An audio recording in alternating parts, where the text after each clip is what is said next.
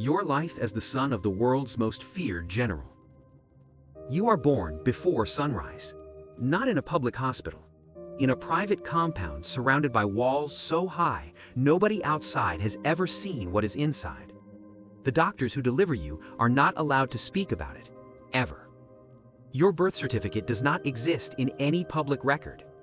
You are a secret wrapped inside a secret. You are 3 days old, and armed soldiers already stand outside your room. The compound is your entire world from the beginning. It is enormous. It has its own cinema, its own football pitch, its own stable with 12 white horses, its own swimming pool, its own gymnasium, its own garage filled with cars that cost more than most families in your country will earn in 10 lifetimes. It has a room for every purpose and a guard for every door.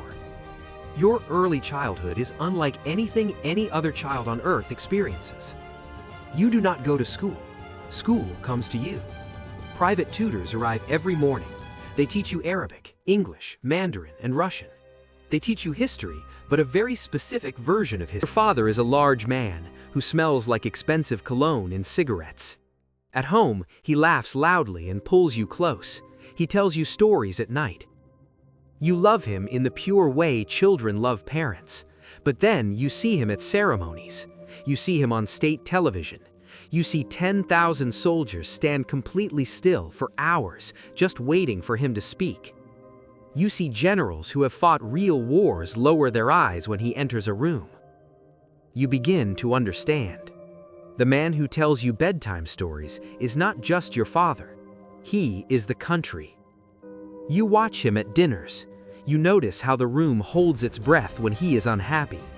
You notice how nobody laughs until he laughs first. You notice how a single look from him turns powerful men pale and quiet. At home, he is warm. In every other room, he is something else entirely. You begin to understand that you are watching a performance, and you begin to understand that you are expected to learn it. By age 10, you start to notice the fear, not just in strangers, in people who eat at your table, in your father's closest advisors. You ask your older cousin about it once. He looks at you for a long moment and then says nothing. The next week, he is sent to a school in another city. You do not see him again for 4 years. You learn to stop asking questions out loud. At 13, your father takes you to an underground military facility. You walk through long concrete corridors lit by fluorescent lights. Men in uniform press flat against the walls as you pass. Your father stops in front of a massive reinforced window. On the other side, technicians in white coats move around equipment you do not recognize.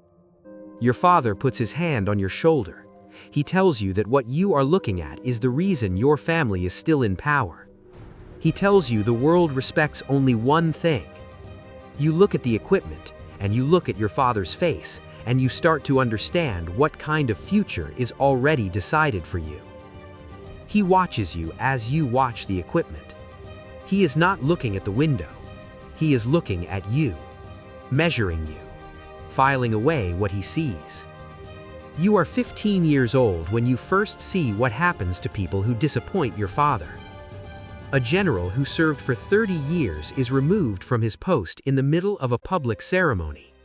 His medals are taken off in front of everyone. Nobody asks for one. You watch the man's face. He does not cry. He does not argue. He simply nods. You realize that every person around your father, no matter how powerful they seem, is only one mistake away from nothing. You file that lesson away somewhere very deep.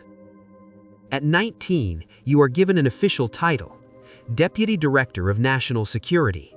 The title means nothing in terms of real power, but it means everything in terms of what is coming. You attend meetings with men 3 times your age. You sit at long tables and listen to discussions about oil contracts, weapons transfers, foreign politicians who can be paid, and journalists who are causing problems.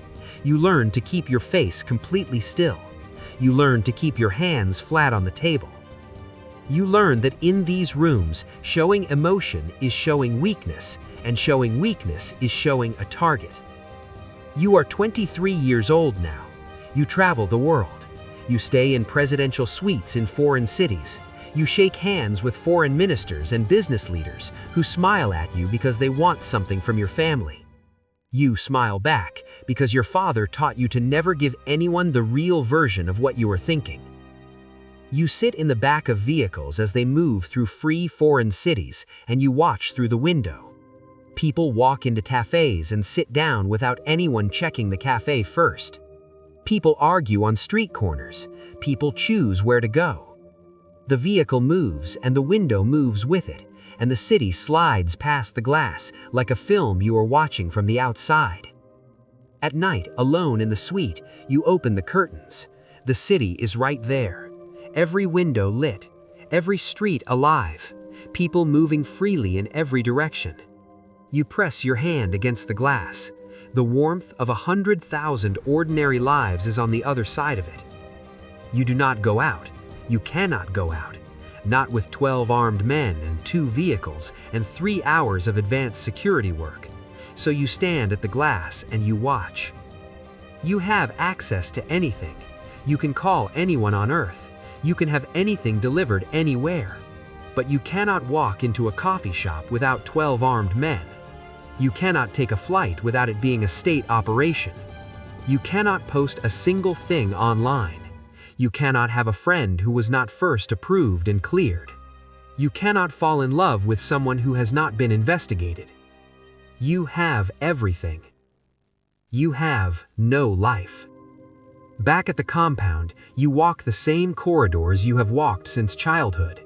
The amber sconce lights are the same, the polished floors are the same, the guards are in the same positions.